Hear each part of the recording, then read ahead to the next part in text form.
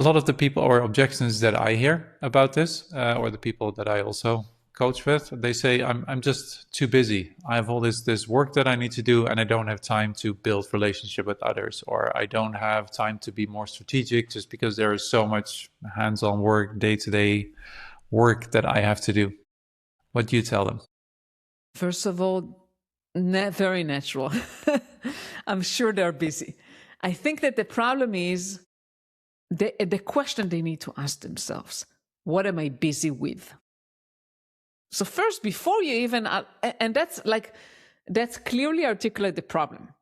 You have too much on your plate, so you don't have time for the important things. Being strategic, right? Thinking strategically, you have to do that as a leader. Like, that's not optional. You have to first look at how you spend your time. There are common things, common challenges. Not delegating enough, which is always like a challenge, right? As you grow, you have to feel more comfortable to let some things go and be willing to trust someone else. They will do a good job, and they will not do it the way you would do it. They will do it differently. And it's hard. It's always hard. Second thing is prioritization, which I faced all the time. Everything is important. Everything is urgent. Everything is critical. And one of the toughest decisions as a leader is to actually decide what you're not doing right now. And I've seen that at all levels.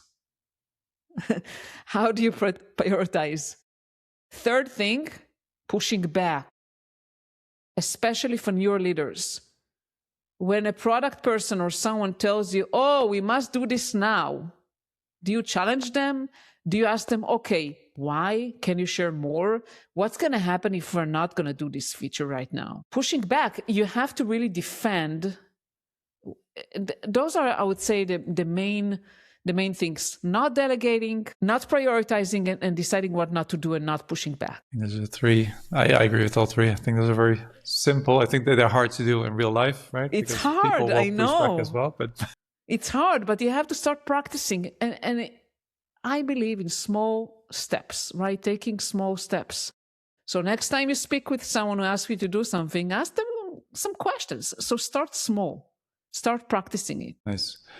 And then after that promotion, so you have that promotion, you started managing a bit of a large team for the first team lead role, but you also grew into director roles. How do you promote all of this within your own team? How do you give feedback, and how do you grow your own team to do exactly what you just said? Yeah, once you do that, you have to identify who are the... First of all, I mean, leadership is about identifying each person, what's going to work with them, what's not going to work with them, what they care about, and how you can grow them in a way that is meaningful to them. And I'll give an example. Like, I had someone, a brilliant engineer, and he was a tech lead, right? So he was really good at architecture and everything like that, but he really didn't like to present anything. He was very introverted, liked to solve problems, didn't like so much to lead others. So I have to find a way. It's all about trying to understand, okay, this person is really good at something. That's where they're passionate, and that's going to be the right growth for them. So for him, for example, it was more, okay, architecture, solving technical problems. I had to identify someone else that had more tendency to lead people, to talk with people, and encourage.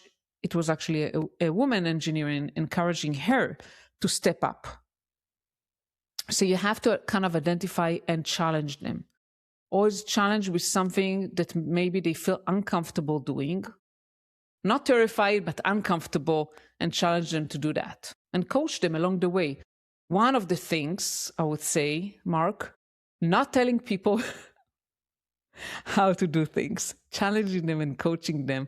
We have a tendency to want to give people all the answers, and then they become dependent on us. So I would say also, if someone is struggling with giving feedback, yeah, you can have some discussions with them, but eventually they have to practice it. Yeah, true. And what I love about today, and I think but that's not in my career, it's 2026 now, you can just ask any AI anything, right? So if I'm not good at giving feedback, you don't have to go to your manager and say, how do I give feedback? You can ask ChatGPT and you'll get a a pretty decent, a pretty decent answer, I would say. So for sure, yeah. And giving feedback is actually something that is very difficult, especially for engineers. And I do a lot of work on that. And we do sometimes role plays. what's your what kind of advice do you give on giving feedback to people? What's your prescription? First of all, I share usually two resources that I really like. One is Radical Candor by Kim Scott. I really like her book. And the other one is SBI, the SBI framework, situation, behavior, impact. So the thing I would say with feedback is really hard because on one hand, you want to be good. You want to be nice. You don't want to hurt anyone. But on the other hand, you have to be direct. How to combine those two?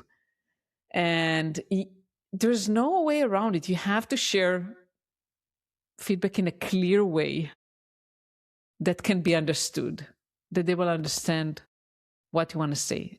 So SBI is really useful to share like, hey, I noticed that in a meeting you were doing XYZ and whatever the impact was.